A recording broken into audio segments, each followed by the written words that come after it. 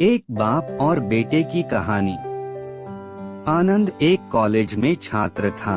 उसने एक डीलर के शोरूम में एक सुंदर स्पोर्ट्स कार देखी थी और वो लंबे समय से अपने लिए एक ऐसी ही कार चाहता था। आनंद जानता था कि उसके माता पिता इसे खरीदने के लिए सक्षम हैं, इसीलिए उसने उन्हें बताया कि उसे ये कार अपने ग्रेजुएशन कंप्लीट होने पर गिफ्ट के रूप में दे। देखते ही देखते वो दिन भी आ गया और पिता ने आनंद को अपने निजी कार्यालय में बुलाया। उन्होंने उससे कहा कि मुझे तुम्हारे जैसे अच्छे बेटे पर बहुत गर्व है। उन्होंने उसे बताया कि वह उससे कितना प्यार करता है और उसे एक प्यारा रैपर से लिपटा हुआ उपहार दिया। आनंद उस छोटे से गिफ्ट के डब्बे को देख निराशा महसूस करने लगा, लेकिन वह जानने के लिए उत्सुक था कि ऐसा क्या था उस बॉक्स में, इसलिए उसने बॉक्स तुरंत खोला और उसमें एक लाल कपड़े से लिपटी भगवद गीता देखी।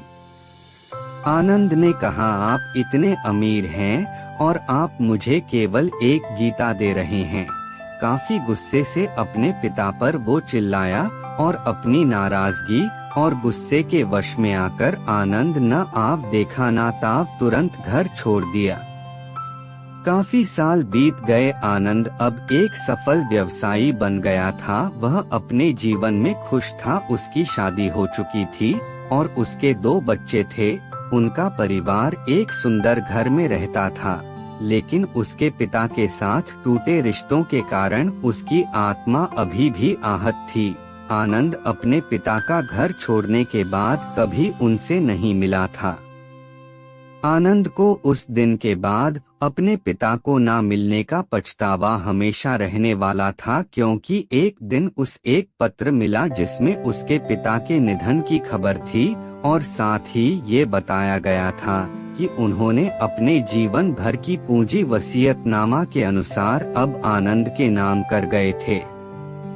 अपने पिता की सारी संपत्ति विरासत में मिली। तब आनंद अपने पिता के घर पहुंचा और कुछ महत्वपूर्ण कागज की तलाश करने लगा और गलती से उसे वहीं भगवद गीता का उपहार लिपटा हुआ मिला, जिसे देख उसे फिर उसी उदासी का एहसास हुआ। उस गीता को उसने अच्छे से देखा तो उस पर अपने पिता की हैंडराइटिंग में कुछ लिखा पाया। उस पर लिखा था, मैं खुद को बेचकर भी हर सपना पूरा करूंगा तेरा, बस तू सपने जरा बड़े देखना। ये बोल रहा बाप नहीं, जिंदगी का सबसे पहला दोस्त तेरा। ये कविता पढ़ी ही थी कि अचानक उस किताब से एक चाबी गिरी, जिसके ऊपर लगे टैग पर उसके ग्रेजुएट होने की तारीख के साथ कांग्रेचुलेशन और आई लव यू लिखा हुआ था।